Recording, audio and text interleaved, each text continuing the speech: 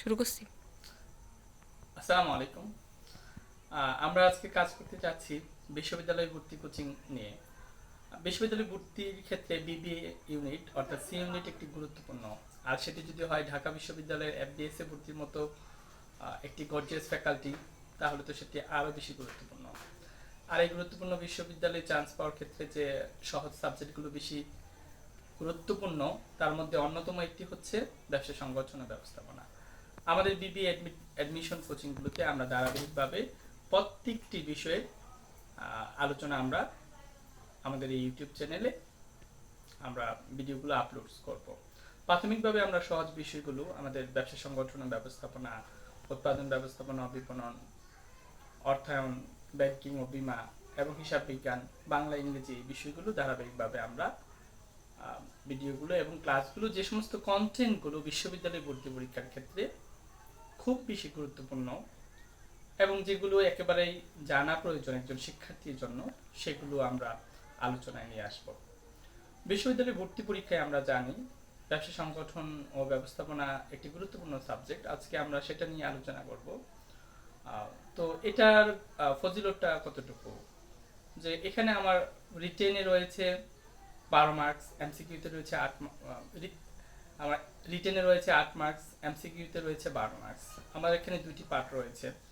প্রথম পার্টটি হচ্ছে ব্যবসা সংগঠন এবং দ্বিতীয় পার্টটি হচ্ছে ব্যবস্থাপনা। বিশ্ববিদ্যালয় কর্তৃপক্ষ চাইলে এরকমটি করতে পারে যে তারা দুটি অংশতে 6টি 12টি প্রশ্ন সংযোজন করতে পারে। আবার তারা চাইলে এটিও করতে পারে 5টি 7টি অথবা 7টি 5টি প্রশ্ন সংযোজন করতে পারে। এটি কর্তৃপক্ষের ইচ্ছা। তবে আমাদেরকে প্রথম এবং দ্বিতীয় পত্র উভয় ক্ষেত্রেই গুরুত্ব প্রদান করতে হবে। আমরা প্রথমে আজকে যে বিষয়টি আলোচনা করব সেটা হচ্ছে ব্যবসায়ের মৌলিক যে ধারণাগুলো রয়েছে, সেই মৌলিক ধারণাটি নিয়ে আমরা আলোচনা করব। তো মৌলিক ধারণা নিয়ে যখন আমরা আলোচনা করব, আমাদের একটি সহজ প্রশ্ন, সহজেই একজন ব্যবসা শিক্ষা বিভাগের ছাত্র যেহেতু আমি, আমাকে যে কেউ প্রশ্ন করতে পারে ব্যবসা কাকে বলে। তো এই প্রশ্নটি যখন করা হয় যে ব্যবসা কাকে বলে, আমরা কিন্তু এই প্রশ্নটির উত্তর অনেক সময় সঠিক দিই, অনেক সময় ভুল দিই। ঢাকা বিশ্ববিদ্যালয় এই প্রশ্নটি করবে কিনা আমি জানি না, তবে প্রশ্নের মধ্য থেকে লুকায়িত অনেক বৈশিষ্ট্য রয়েছে যেগুলো খুঁজে খুঁজে আমাদের বের করতে হবে। যে ওই বৈশিষ্ট্যগুলো থাকলে বা বিদ্যমান থাকলে সেটি ব্যবসা হবে বা হবে না, সেই সমস্ত বিষয়গুলো আমাদেরকে একটু দেখতে হবে। আমরা এক কথায় বলতে পারি যে মুনাফা অর্জনের উদ্দেশ্যে বৈধ সকল অর্থনৈতিক কর্মকাণ্ড ব্যবসা।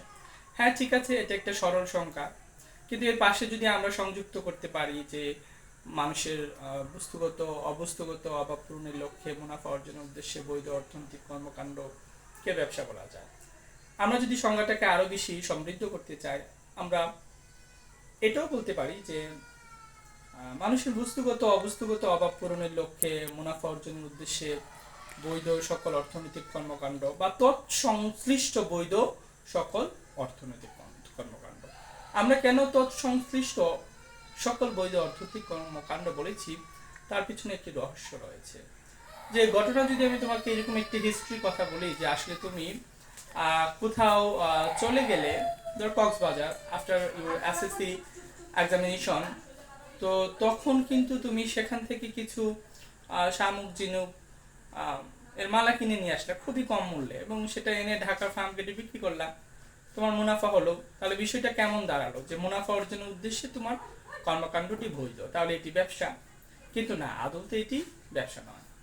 কেন নয়? এই যে আমরা বলেছি যে তৎসংশ্লিষ্ট কিছু বৈশিষ্ট্য বিদ্যমান থাকতে হবে। কেননা ব্যবসাটা হতে হলে সেই কার্যক্রমটি বারংবার করতে হবে।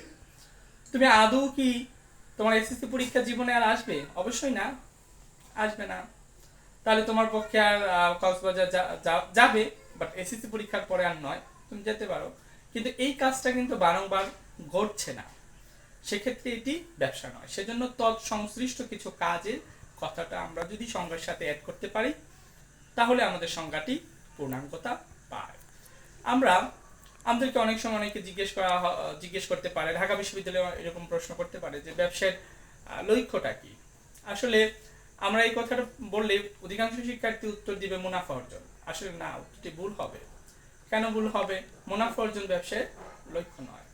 ব্যবসায়ের লক্ষ্য, তোমরা যদি পাঠ্যপুস্তক বই দেখো, আসলে আমাদের শিক্ষার্থীদের একটি মূল সমস্যা হচ্ছে তারা পাঠ্যপুস্তক বই দেখতে চায় না।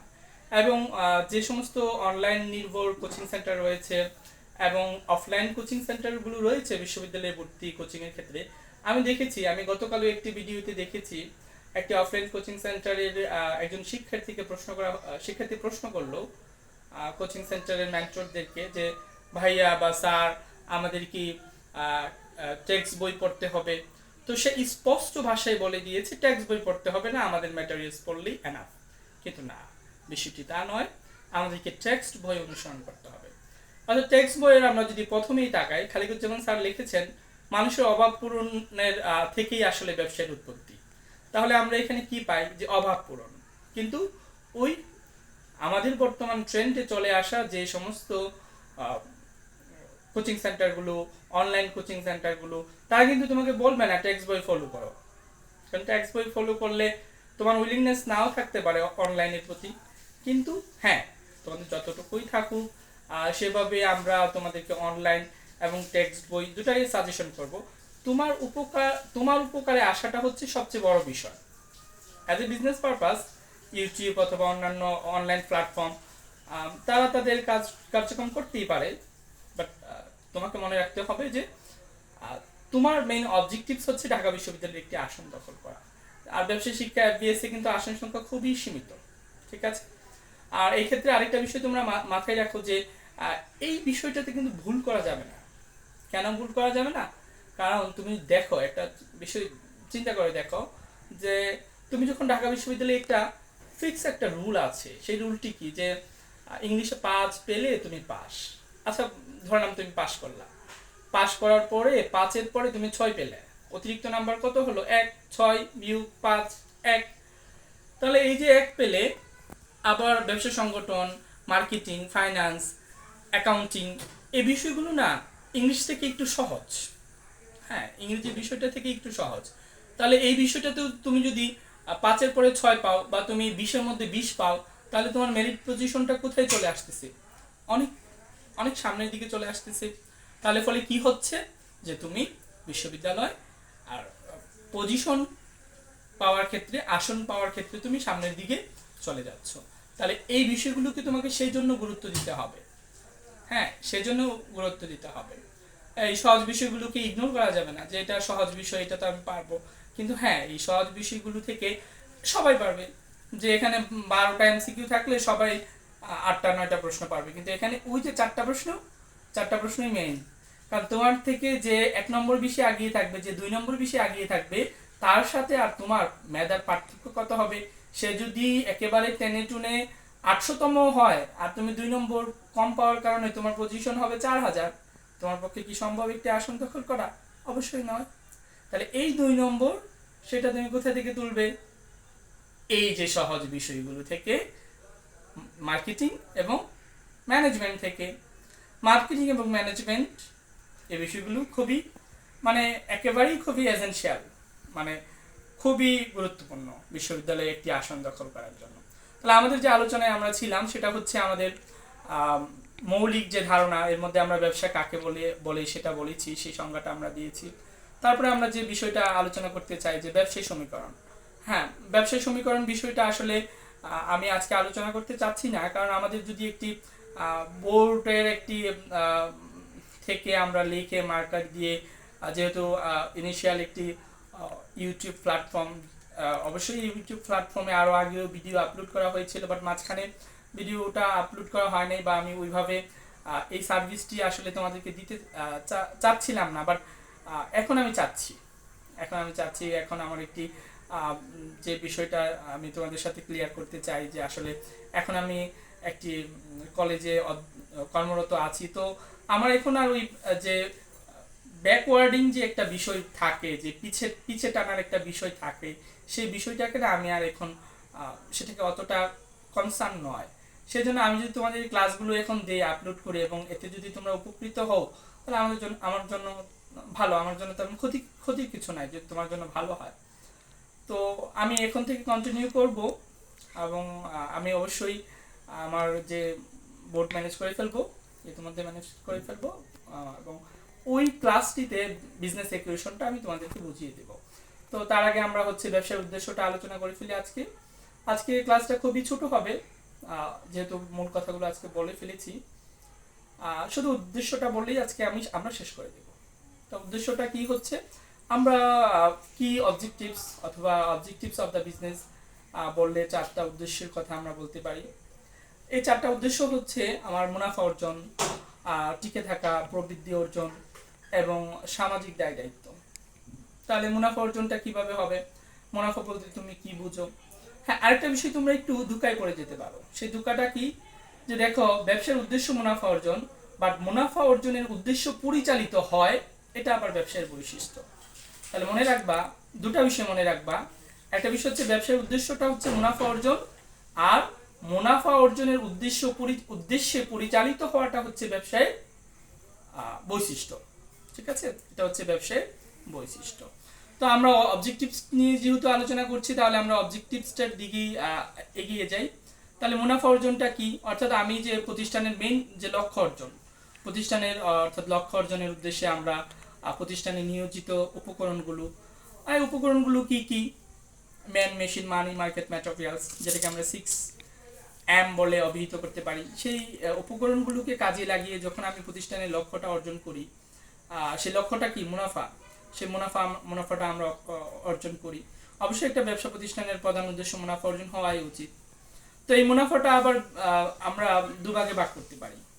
একটি হচ্ছে সাধারণ মুনাফা বা ব্যবসায়িক মুনাফা।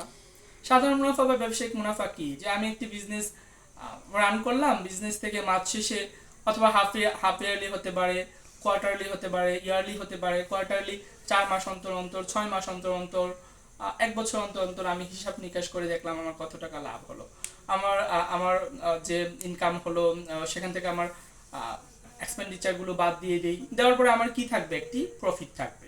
তো এটা হচ্ছে আমার মুনাফা। কিন্তু এটাকে আমরা বিজনেস প্রফিট বলতে পারি বা জেনারেল প্রফিট নামেও আমরা আখ্যা দিতে পারি। তবে ঢাকা বিশ্ববিদ্যালয়ে একটা জায়গা থেকে প্রশ্ন করে, সেটা হচ্ছে ইকোনমিক প্রফিট। তাহলে ইকোনমিক প্রফিটটা কি? আসলে ইকোনমিক্স কখনো মনে করে না যে তুমি বেকার বসে থাকবে। ইকোনমিক্স মনে করে তুমি কিছু না কিছু করবে। তাহলে তুমি কি করবে? ইকোনমিক্স মনে করে তুমি যদি মুদি দোকানদারি না করতে, চায়ের দোকানদার যদি না হতে, তুমি যদি একটা বড় কোম্পানির মালিক না হতে, তাহলেও তুমি একটা না একটা কিছু করতে। তুমি কি করতে? বাংলাদেশের প্রেক্ষাপটে বিষয়টাকে ছোট করে দেখার নয়, আমি ছোট করে দেখার জন্য বলছি না।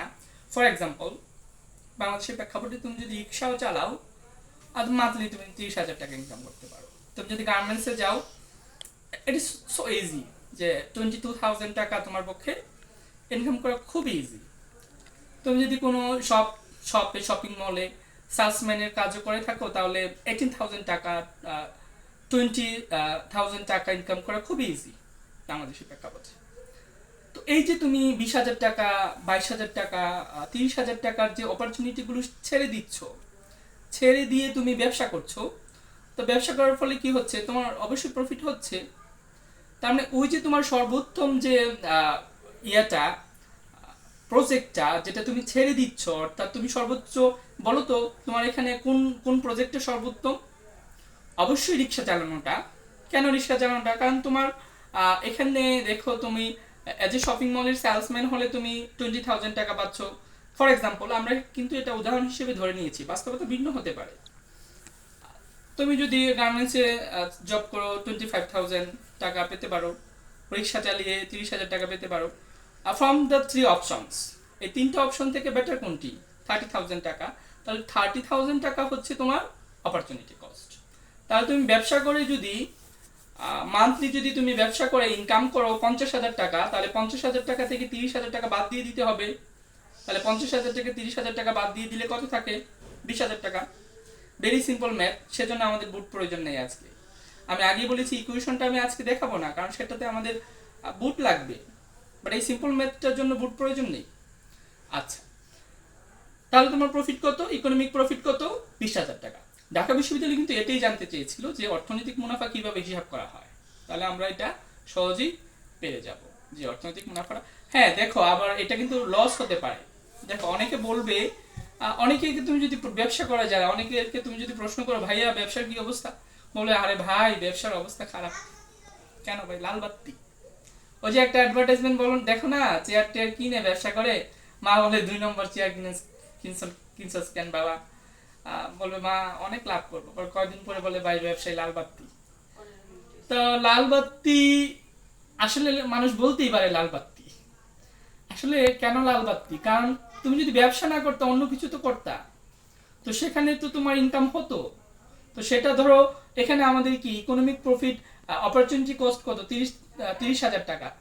তো দেখা গেল তুমি যদি গার্মেন্টস, তুমি যদি অ্যাজ এ গার্মেন্টসের চাকরি করতা, সেক্ষেত্রে তুমি 25,000 পাইতা, বাট ব্যবসা করে 30,000 টাকা পাইছো। তাহলে 30,000 মাইনাস 25,000, তাহলে আমাদের উত্তর কি হবে? মাইনাস 5,000, মানে 5,000 ক্ষতি। তাহলে ব্যবসা করে তো ক্ষতিই হলো ভাই, লোকটা তো মিথ্যা কথা বলে নাই। কারণ অর্থনীতি অর্থনৈতিক মুনাফাটাকে হিসাবভুক্ত করে। আচ্ছা, পরের যে বিষয়টা, টিকে থাকা মানে সার্ভাইভ করা। আসলে আজকে যদি তুমি টিকে থাকতে পারো, তাহলে কোনো না কোনো দিনে আসলে তোমার প্রফিট হবেই। সেজন্য সার্ভাইভটা হচ্ছে ব্যবসার অন্যতম গুরুত্বপূর্ণ একটি উদ্দেশ্য।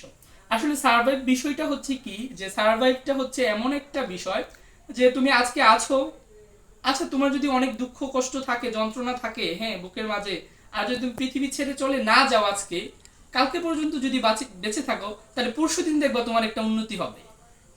কারণ ব্যবসার ক্ষেত্রেও কিন্তু সেই রকম, তুমি যদি আজকের দিন ব্যবসাটা টিকায় রাখতে পারো, পরশু দিন দেখবা তোমার একটা না একটা প্রফিট হচ্ছে। সো সার্ভাইভটা খুবই গুরুত্বপূর্ণ। ঢাকা বিশ্ববিদ্যালয়, চট্টগ্রাম বিশ্ববিদ্যালয়, হ্যাঁ চট্টগ্রাম বিশ্ববিদ্যালয়ে একবার একটা প্রশ্ন করেছিল, সেখানে তারা মুনাফা অর্জনটা অপশনে দেয়নি, সার্ভাইভটা দিয়েছিল। তাহলে সঠিক উত্তর কোনটি হবে? সার্ভাইভ। আচ্ছা, 3 নম্বর আরেকটি গুরুত্বপূর্ণ অবজেক্টিভ হচ্ছে গ্রোথ। তাহলে গ্রোথটা কি? আসলে গ্রোথটা আমরা অনেকেই বুঝতে চাই, আবার বুঝতে পারি না। গ্রোথটা হচ্ছে যে প্রপোর্শনের যে একটি রেভিনিউটা হবে, সেটা প্রপোর্শনেটলি আসলে বাড়বে। আমি 2023 সালে 1,000 টাকা বিনিয়োগ করে 100 টাকা মুনাফা করেছি। 2024 সালে 1,000 টাকা বিনিয়োগ করে 100 টাকা, 25 সালে 1,000 বিনিয়োগ করে 100 টাকা। আসলে ভাই আমার মুনাফা তো প্রতি বছর একই থাকতেছে, তাহলে এটা গ্রোথ না। গ্রোথ হতে হলে আমাকে কি করতে হবে, যে আমি আগের সমান ইনভেস্ট করব, বাট আমার প্রফিটটা আগের চেয়ে একটু বেশি হবে, সেটা হচ্ছে গ্রোথ। ব্যবসার ক্ষেত্রে এই বৈশিষ্ট্যটা থাকতে হবে। সর্বশেষ ফাইনালি যে বৈশিষ্ট্যটার কথা বলে আমরা আমাদের ক্লাসটা শেষ করে দিব, আজকের মতো যে ভিডিওটা আমরা আপলোড করব সেটা শেষ করে দিব। সেটা হচ্ছে যে আমাদের কর্পোরেট সোশ্যাল রেসপন্সিবিলিটি। আসলে দেখো, সমাজ তোমাকে ব্যবসা করার জন্য জায়গা ছেড়ে দিয়েছে। সমাজের আরো 8-10 জন ছিল, তারাও ব্যবসা করতে পারতো, কিন্তু তারা করছে না, তুমি করছো।